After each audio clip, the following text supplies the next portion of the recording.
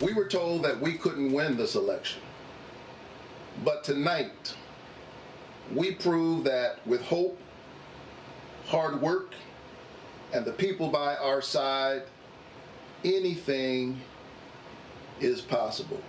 It is with humility that I thank the people of Georgia for electing me to serve you in the United States Senate. Thank you for the confidence and trust that you have placed in me. Raphael, Warnock and John Ossoff declaring victory in virtual speeches Wednesday after the two Democrat candidates for the coveted Georgia Senate seats won their special elections, establishing the Democratic Party will effectively control all three branches of government.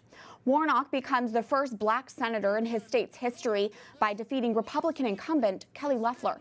Ossoff, at the age of 33, becomes the youngest Democrat to be elected U.S. Senator since Joe Biden in 1973. Ossoff defeated Republican David Perdue by a slim margin. Both newly elected Democrat senators are pro-abortion, and their victories in Georgia mean the Senate is now split 50-50 between both parties, effectively making it a Democratic Senate with Vice President Kamala Harris as the tie-breaking vote. The defeat for Republicans in Georgia comes the same week President Donald Trump continued to protest his own defeat at the Save America rally in Washington, D.C. We will never give up. We will never concede. It doesn't happen. You don't concede when there's theft involved. Our country has had enough. We will not take it anymore, and that's what this is all about. Immediately following the rally, protesters stormed the U.S. Capitol, aimed at thwarting a peaceful transfer of power, forcing lawmakers to be rushed from the building and interrupting challenges to Joe Biden's Electoral College victory. One woman was shot in the chest by Capitol Police and died. Congress did officially certify Biden's victory early Thursday, and Trump promised a peaceful transition of power.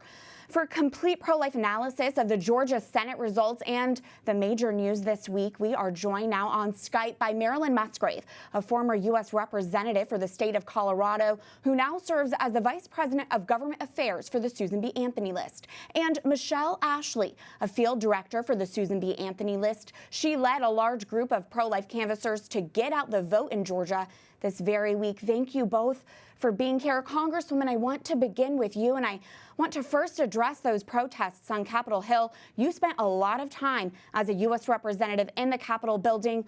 What are your thoughts to what we saw this week?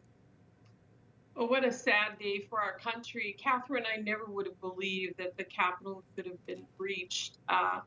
Going in there for 6 years. Sometimes I went in there early in the morning for a time of prayer with some colleagues, and quite frankly, was always just overcome as an American as how this is the best system of government in the world. And I felt so secure and so safe and so grateful. And to see the Capitol breached, to think of the Capitol in my home state of Colorado defiled this summer, to see the cities burning, churches set on fire.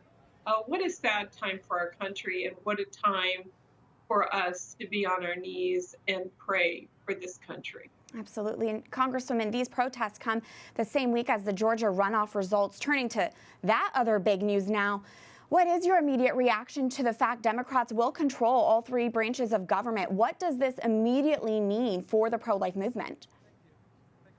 Well, it is bitterly disappointing. It is heartbreaking, because we are going to see the most radical pro-life agenda right in front of us. And our job is to fight it tooth and nail, to defend those unborn babies and their mothers, and to stand strong. And, you know, Catherine, I think that this is a time where we have to pick ourselves up, and we have to fight even harder.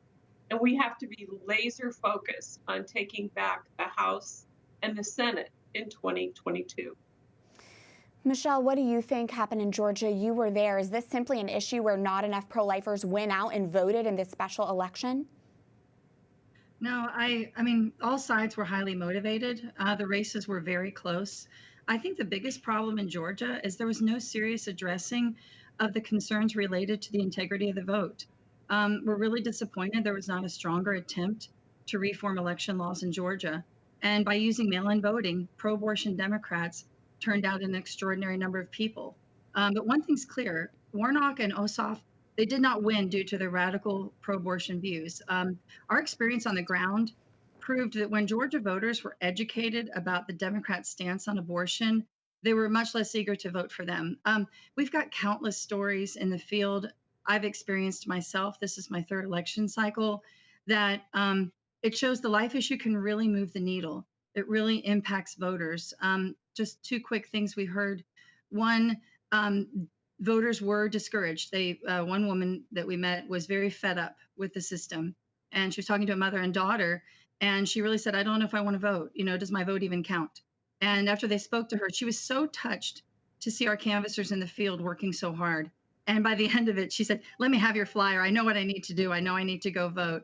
And then other people, but we see pro-life Democrats who maybe they voted Democrat their whole life, and then they learn how radical the Democrat candidates are on the issue, and they say, I can't support this. So our work is so important because we're educating voters that really do not know how radical the Democrats are on this issue.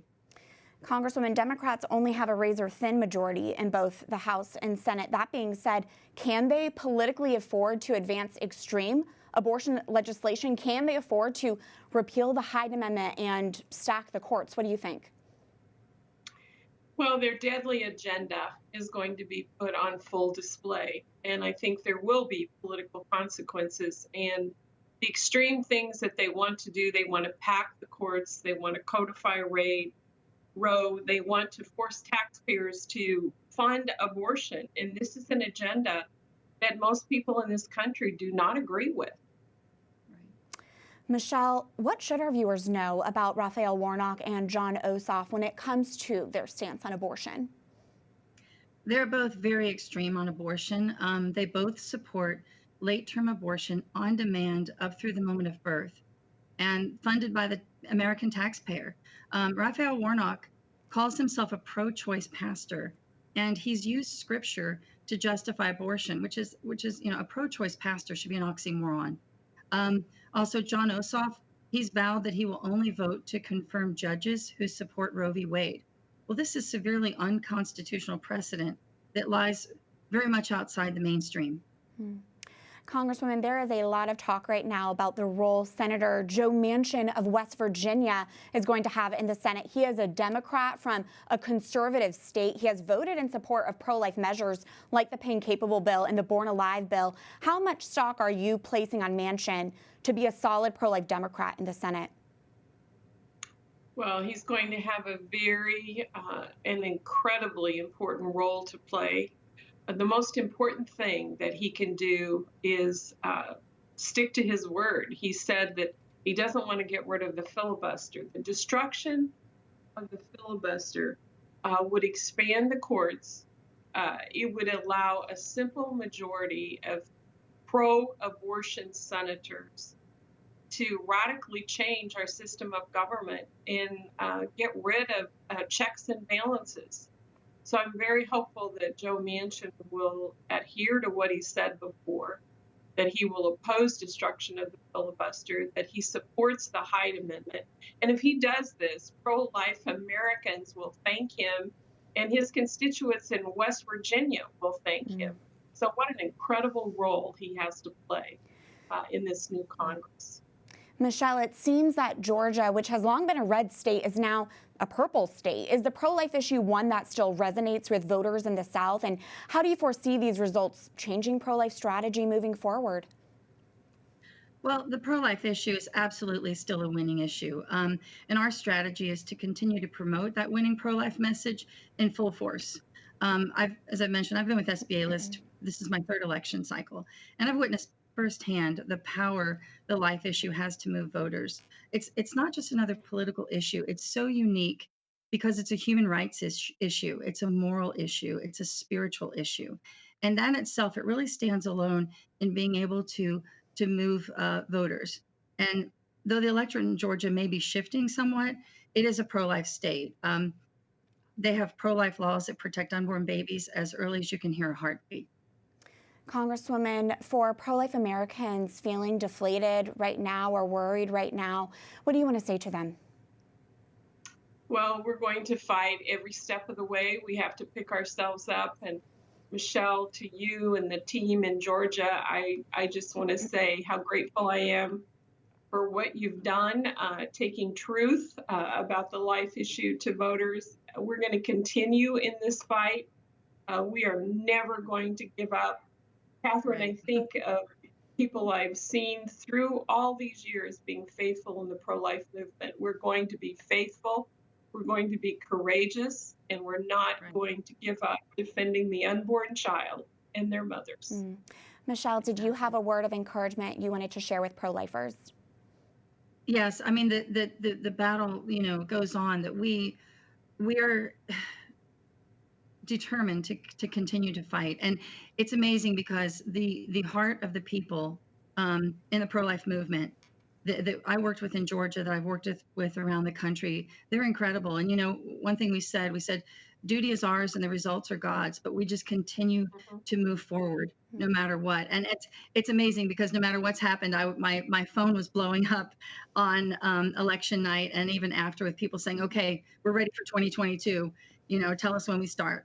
So well, thank you both for being here, and prayers for you both, Marilyn Musgrave and Michelle Ashley. Thank you. Thank you so much.